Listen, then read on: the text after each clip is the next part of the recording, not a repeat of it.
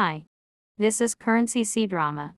We will review Chinese drama The Last Immortal Episode 5. The rumored Jiayuan evil prison is very dangerous. It is not only an alien space, but also a prison. Only the true God, and the gatekeeper can summon it. Although the three fire dragons have a respected status in the demon world, and have a share of the divine energy of the Emperor's God Lord, the demon beasts are not as good as the immortals. Because the killing is too heavy in ancient times, those who transcended tribulations and became gods often ended up in ashes. Therefore, the three fire dragons saw that Kuching had an extraordinary origin, and agreed to help him open the barrier. The premise was that he would get the heart of the sycamore tree for him. With this thing, the Yuan Dan would be immortal and it would be safer to overcome the disaster. Kuching readily agreed and prepared tissue clothes in advance to ensure that his traces were hidden after entering the Jiayuan evil prison. Since there was only one to sew shirt, Ayin could only pull Kuching's clothes to make herself invisible together with Kuching. The two obtained the fire phoenix immortal element under the sycamore tree. While Kuching went to get the heart of the tree, Ayin found a fire fox lying next to the tree and took the initiative to pick it up. The surrounding god-killing flowers sensed Ayin and launched an attack on her. These god-killing flowers can devour all things. With Ayin's current cultivation level, you will die if you touch them. Although it is protected by tissue clothes, its effect will gradually weaken and will become ineffective after a while. However, it is obvious that the two of them cannot withstand the influx of god-killing flowers. Kuching was knocked to the ground and a mouthful of blood spurted on the ancient emperor's sword, which caused the ancient emperor's sword to change. At the critical moment, a sharp roar suddenly sounded. Hongyi, who had transformed into a prototype of a fire fox, appeared behind the god-killing flower. With his sharp claws, he tore through the siege of the god-killing flower. He carried Ayin and Kuching and ran to the entrance of purgatory, successfully hiding. After Kingalin's attack, the barrier was closed in time to block the evil spirits. After everything calmed down, everyone turned the corner. Ayin angrily asked Kuching why he didn't use the sky shielding umbrella, and realized that he had given it to Huashu. Kuching fell into a coma before he could explain. Ayin tried to use basic healing techniques to save him, but it was useless, so he followed Bibo to learn advanced healing techniques at the cost of enduring the pain of burning his inner elixir.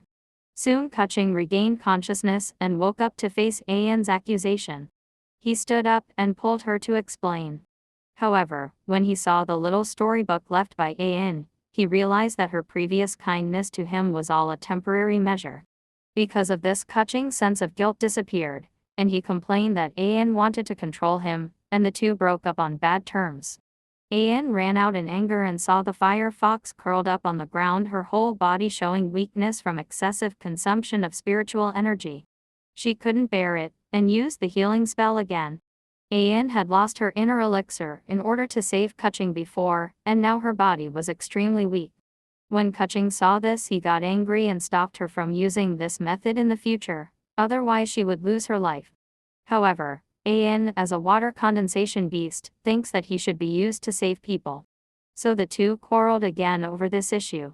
Hongyi mistakenly got that Kuching was bullying Ayin, so he rushed up and kicked him. Then Kuching angrily went to Bibo to settle the score, thinking that he should not teach Ayin this kind of magic. This again sparked a quarrel between them. After Hongyi regained his human form, he went to Kuching to fight for Ayin in private. The two were about to have a fight. Hongyi was the first to notice Ayin in the distance. He immediately turned into a little fox and ran into her arms, pretending to be weak and angry. Ayin scolded Kuching for being brutal and rude, bullying the weak. When they were about to leave, the three fire dragons specifically told Kuching not to tell Yai about this. He felt relieved after receiving assurances from Kuching. Originally, Hongyi was hidden in Ayin's Qiankun bag, but when Ayin took out the Qiankun bag, she was shocked to realize that Hongyi had disappeared without a trace. Fortunately, the Qiankun bag still has Hongyi's aura, which can confirm that they indeed took Hongyi away from Zishu Mountain. Hong Ruo agreed to let them go to Jingyu Valley to find the fire phoenix Immortal Yuan. Jingyu Lake is hidden in the back mountain of the Fox clan. In the center of the lake is an island with a round shape.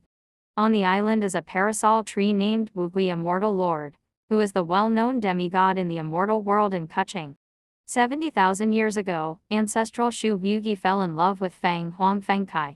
Later Fengkai died in battle, and the immortal essence was collected by him to reshape his body and seal his memory for a period of time. However, in the Phoenix clan, the old Phoenix Emperor has always died and a new Phoenix Emperor has been born, so Fengkai chose Nirvana to dissipate after recovering his memory. Wuxia was expelled by the Feng clan, and was later rescued by the Fox King. He resented Feng Chi's decision to leave him. Heartbroken, he decided to stay in Jingyu Valley to raise fox cubs for the Fox clan. But the truth is something else. Wuxia brought Fengkai down to earth without permission. According to the law, he should be punished with Xuanlei. In order to protect Wuxia, Fengkai took the initiative to make a deal with the ancestor god, exchanging himself for Wuxia's safety and success. Change the fate of a lifetime once the fire phoenix is extinguished. Kuching deliberately told the truth under the Wuten tree, finally resolving the knot that Wuxia had buried deep in his heart for nearly 10,000 years. With grief and regret, he personally handed over the Phoenix Immortal Yuan, thankfully not destroying the wish of his beloved. Ayin knew that Wuxia was a demigod in the immortal world and would definitely be able to unlock the master-servant contract. She hoped that Wuxia could fulfill this wish. Wuxia did not refuse when he heard the words, and the next second he cast a spell between Ayin and Kuching.